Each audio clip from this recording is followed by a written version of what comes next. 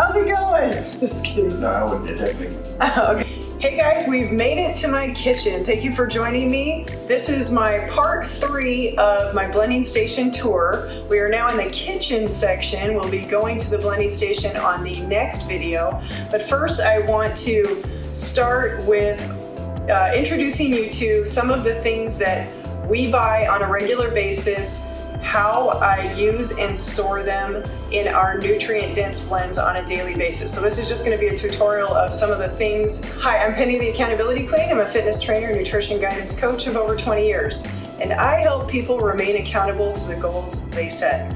And today we are going to get into some of the awesome ingredients that go into our daily blends that keep us so healthy and keep our immune system up. I'll put a link to the other 2 videos I have already put out on my blending station tour, why we blend, and some of the super ingredients we add in on a daily basis. This is going to get into the real nuts and bolts of the actual nutrients and plant-based items we put in our shakes, blends, and smoothies, whatever you want to call them. I call them blends. So without further ado, it starts with greens. However you want to buy those greens, just make sure they are organic. Or if you grow them and have a garden, you can always use those. Those are some of the best you can get. You know they're for sure organic when you grow them yourself. So these we buy at Costco in this big bag. These are power greens. You can buy also box greens. You can buy spinach and any amount of greens. We like to change it up just to make sure we're getting an array of nutrients and minerals and vitamins. This bag will last you for however long you want it to last you, because when you buy it, if you're not going to use it all up right away, you don't have a big family, you're not going to use it in anything else except for blending, you can freeze it. You can just throw this bag in the freezer so that it maintains its nutrients. So we lay it flat so that they're nice and spread out when they freeze, so that you can just take the amount that you need each time. Otherwise it ends up in a big clump at the bottom and it's kind of harder to get out. So you either do it like that, or you could individually package this, break it down into maybe 4 different gallon size bags and freeze it in your freezer. We keep it in our fridge because we use it so fast. We also grow greens in our garden. We use so many of them. And you can also buy greens at you can buy some organic greens at your regular grocery store. We buy these big bags at Costco for less than $5. And these you can buy for $1 to $1.29, $1.50. Green kale, you can buy any of the Swiss chards, other kinds of kale, your spinach greens. You can buy anything. You just rinse them, let them dry, pat them dry, leave them out to dry on a paper towel or a kitchen towel, and then put them in, break them up and put them in a freezer bag, gallon size freezer bag, and let them freeze. Just make sure you lay it flat in your freezer. Another item we use in our blends is fresh ginger root. We use fresh ginger root because it is extremely anti-inflammatory, antimicrobial, and antifungal, and it helps aid in healing the stomach, or if you have any stomach issues or digestive issues. It's just an all-around great thing for lowering inflammation, along with all these other things that you put in, and it gives it a great flavor. It gives it a nice tangy flavor in your blends. And if you're not used to ginger, you might want to start with less. I'm going to go into in a few minutes how I prepare that and another way that you can store it. As you can see, we buy it in bulk. We buy a big amount because we use it on a daily basis, and this lasts us for like a month to 6 weeks. If you're not going to use it and you want to buy it in bulk and you don't think you're going to use it in that amount of time, you can freeze it. You can cut it up and freeze it in packages and then just use it in your shakes. And I'll show you how I prep it for the week, and you can put some of it in a bowl once you prep it. Another thing that we use on a daily basis is beets. So we use beets and we use the greens until they're gone. Now, when you first buy beets, I'm going to do a whole video on beets because I absolutely love them and I use them on a daily basis for a number of reasons. But when you buy beets, you want to cut the tops off right away, even if you're going to use the greens, because the greens will steal moisture and nutrients from the beet root. And the beet root is where you're going to get the majority of your nitric oxide that helps your vascularization and your heart and cardio respiratory system. The reason we use these on a regular basis is they do help with our endurance, and they create the nitric oxide in the blood. And like I said, I'll go into a whole video on that, but we do use these on a regular basis for a number of reasons. They're detoxifying, cleansing, and you have to peel them before you use them. I'm going to show you all that right now. Okay, so I want to show you how you can prepare your ginger ahead of time if you want to prepare it for the week and just store the rest. Now, we buy this big one, like I said, and we're able to use it up in about 6 weeks between the three of us at best. We might even use it up before that. It'll last you a couple months or so in the freezer though, or if you grow it yourself, you know how to store it. And or you could always buy this and split it with someone. It's a great deal, and you get it organic. We buy this at Sprouts, so you could always split it with a friend. But I wanted to show you kind of how I easily peel ginger. So you just take your thumb on there and you use a little bit of elbow grease, I guess you will, and you just peel it off. So you're just using it to peel it off. It makes it easier. You can use a peeler, and you can use a knife too, but this is just such a simple way to peel your ginger. So you can peel it up.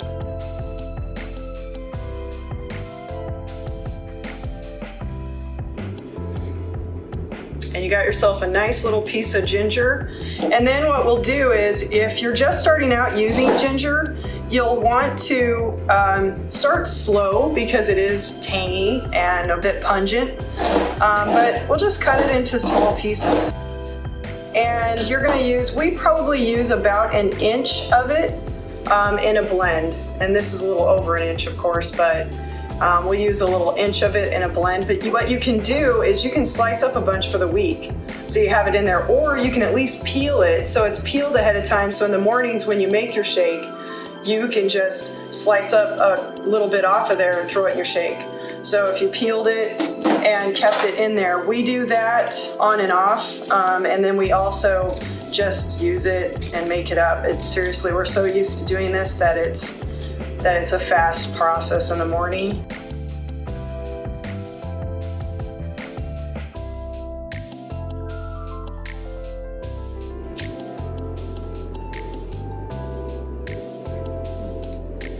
So there you go. You can just do up a bunch for the week, or as much as you think you're going to need, or if you want to use it in cooking, you'll have it available. You can also freeze this in little containers. You can freeze a bunch. You can freeze it in water, throw it into soups. There's so many ways that you can use ginger to your benefit for anti-inflammatory benefits in the body. And that's just one way that we do it. We usually just cut ours up on a daily basis, but there is times when I'm on top of my meal prep that okay, on to the beets. So beets, you want to cut the tops off, as I mentioned before. And you can set the tops aside.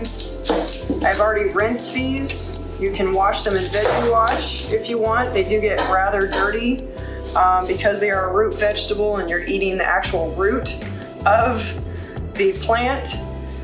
You can use the greens and you can use the root. Now, when you use the root in a blend, or if you want to roast the root and put it in a salad, you want to cut off the outer rind, because the outer rind is full of a lot of minerals from the soil that you kind of just don't need, and it just makes it more of an earthy flavor, and you've already got a really earthy flavor in beets as it is. You can use a peeler to peel your beets in advance and then cut them up and store them for the week to put in your blends if you're going to use them in blends.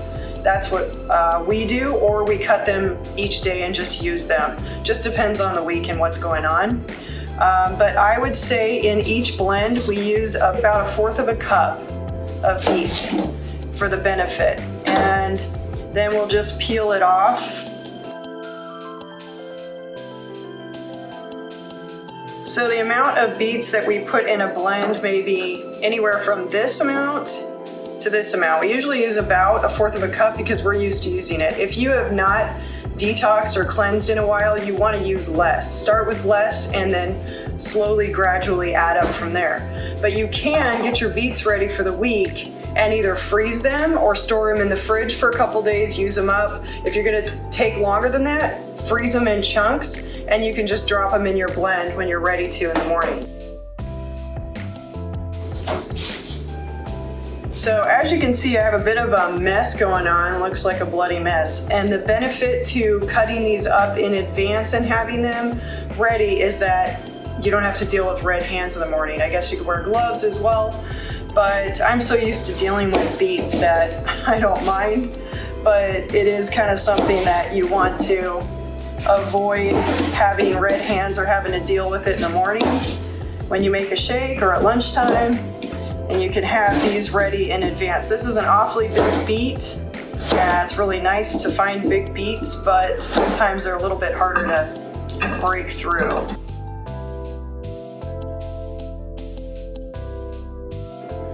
Got a nice rat tail. But all right, so you have a nice little container of beets you can use for the week.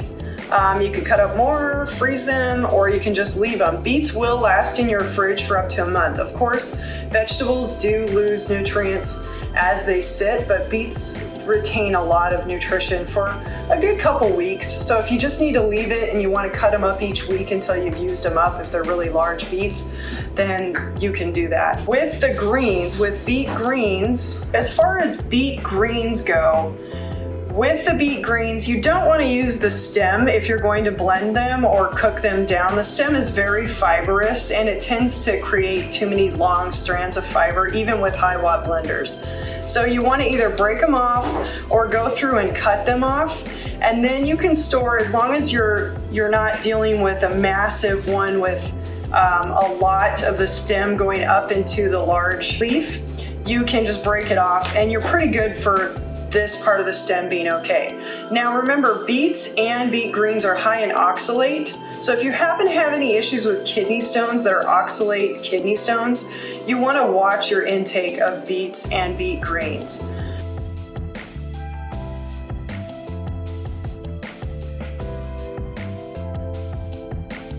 Basically, you would let these dry and then put them in a container or a plastic bag. You can reuse these again and again and again so that you're not throwing out needlessly your plastic bags. You can keep storing, as you buy more greens each week or each month, you can store them, use them again. Okay, so I'm just going to show you how I store greens from either my garden or if I buy them fresh at the grocery store and they're not bagged already.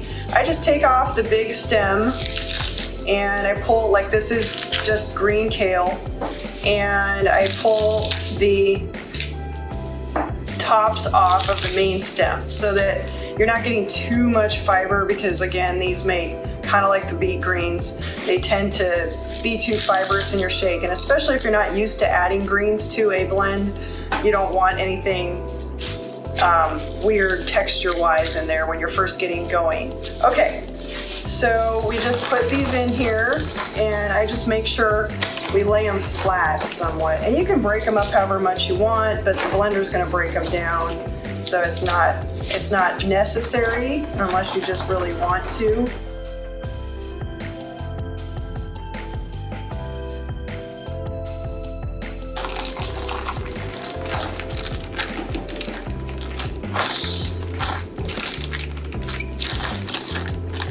Have it.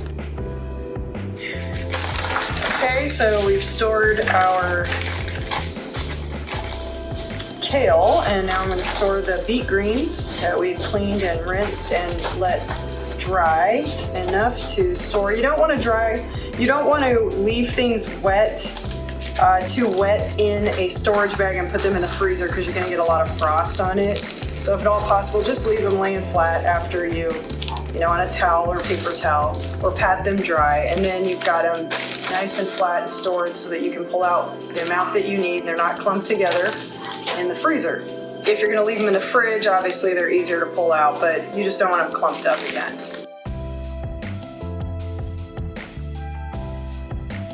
Okay, so now you have an idea of some of the things that we put in our blends and how we buy them, store them, and utilize them on a weekly basis. Those are just some of the mainstays that we always tend to have around. I guess you could call them staples in our house. Be sure and join me on the next video, the fourth in the series of my blending station tour, where I'm going to go over exactly how long it takes and what we put in each of our blends, or a typical blend in the morning, protein blend, and all of the macronutrient breakdown, calories, all of that. I'll put a link below this video, and thank you for joining me. I hope you have learned something that is inspiring for you when it comes to getting more greens and healthy anti-inflammatory nutrition in your diet. Till next time, take care of you so you can better take care of those around you, and take care of your body because it's the only one you've got. Give me a thumbs up if you like this content. Give me a comment below if you decide you're going to try some of this out. And be sure and subscribe and hit that bell notification so that you are notified each time I upload new content. Thanks, blessings, and take care. Bye-bye.